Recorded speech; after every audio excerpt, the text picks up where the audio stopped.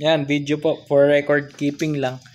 Makiat kami, magpapadede sana kami ng ibang bisiro. Biglang ano na to, si Ace. Ayan, ito anak niya. Ayan, nagtataka yung anak bakit yung kanyang inahin ay ganyan. Yan, meron naman tayong doll milk pang milk replacer. Kaya lang, gulat kami bakit biglang ganito. Kanina, papadede siya. Parang dumadaing siya.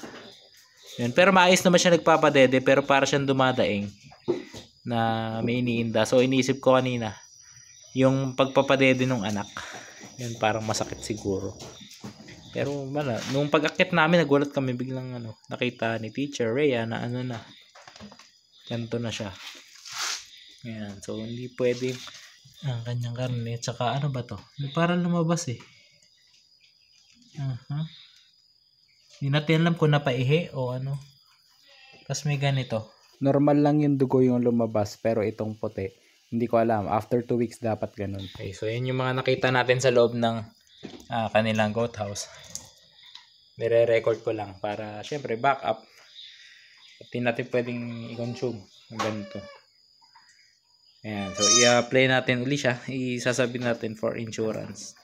Wala, isipan pa rin kung ano nangyari. Yan, nagulat kami ganito, wala na. Yan, isa sa pinakamatatanda nating kambing dito sa ating farm. Yan, sumunod siya kay Ace, no? Ay, kay Hansel. Yan, na matatandang goat natin. Simula siya 2018. So, 19, 20, 21, 22, 23, 24, 6 years din. Tinagal niya dito sa farm. At marami na rin naianak. Ayan. Ang purpose ng video ito ay for record keeping natin. At i-upload pa rin natin nang meron tayong record sa ating goat farm. Yun. O si Dos, padededehin natin to si Dos. Ayan. Ang naiwan niyang anak ay buckling. Yan. Lalaki.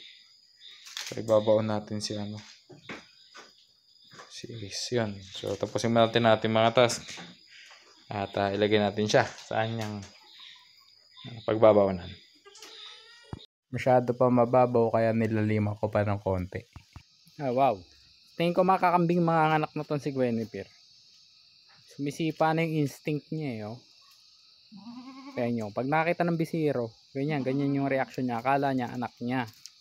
Hindi mo anak yan kasi hindi ka pa nanganganak.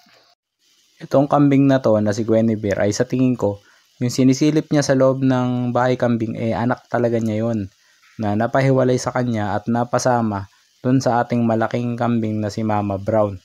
Ayun, kaya parang sa tingin ko sabay silang nanganak tapos ang nagtuyo dun sa anak ay yung isa. Kasi nakitaan ko rin siya ng dugo dun sa other niya.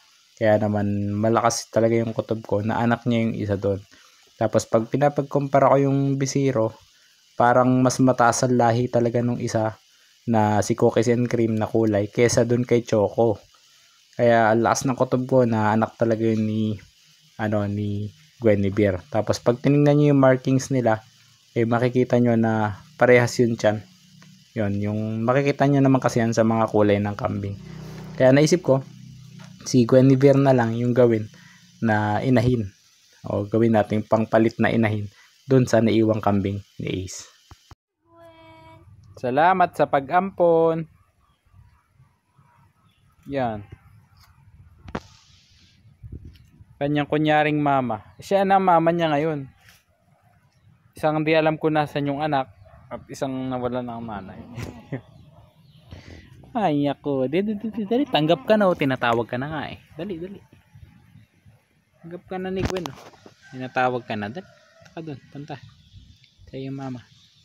Malaking tulong yung pagtanggap ng inahing kambing na ito kasi meron nagpapadede sa kanya at least meron siya nakukuhanan ng natural na gatas ng kambing. Ayan, kaya mas lalong tumindi yung kutob ko na nanganak talaga tong isa si Guinevere kasi malakas din yung gatas niya. Pag tinetest ko talaga namang sumisirit. At syempre sa gabi makakatulong din yun kasi pag natutulog sila ng magkabay nakakapag-provide sila ng init sa bawat isa.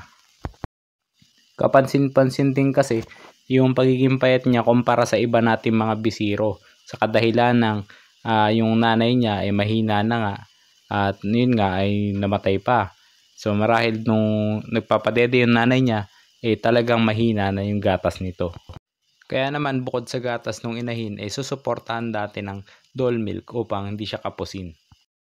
At dahil nga 1 month na yung batch nila, sobra pa yung iba, naisipan ko na ipastol na sila dito sa aking pastulan. At nasa ganun ay makapamili sila ng mga damo na gusto nila makain.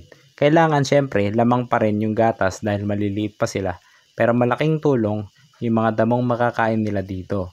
So ang dapat na natin bantayan ay syempre pagka nagkaroon sila ng bulate. So hindi natin sila ipapastol ng basang-basa. Syempre patutuyuin muna natin, papaarawan muna mga damo bago natin sila alpasan dito.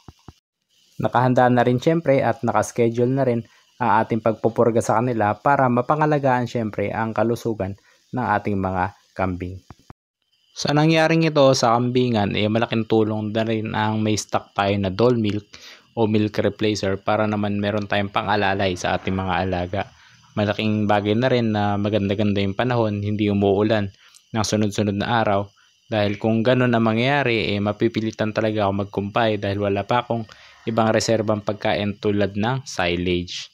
Although meron naman akong feeds dito, hindi pa naman kumakain masyado ng feeds ang mga bisiro natin. At ang makikinabang lang doon syempre yung ating mga inahin. So kailangan din nilang makatikim-tikim kahit papano ng damo. At nang sa ganun masanay na rin ang katawan nila at ma-exercise sa labas. Makatutulong din sa atin mga kakambing kung magaling tayo mag-obserba ng ating mga bisiro. Yung makikita natin ang mga palatandaan ng panghihina nila, mas maganda kasi mas maaga natin na-detect, mas magagawa natin ng paraan na makabawi sila ng lakas nila at mabigyan natin ng mga karampatang gamot, vitamin supplements o kung ano pa man na kailangan sa kanilang environment.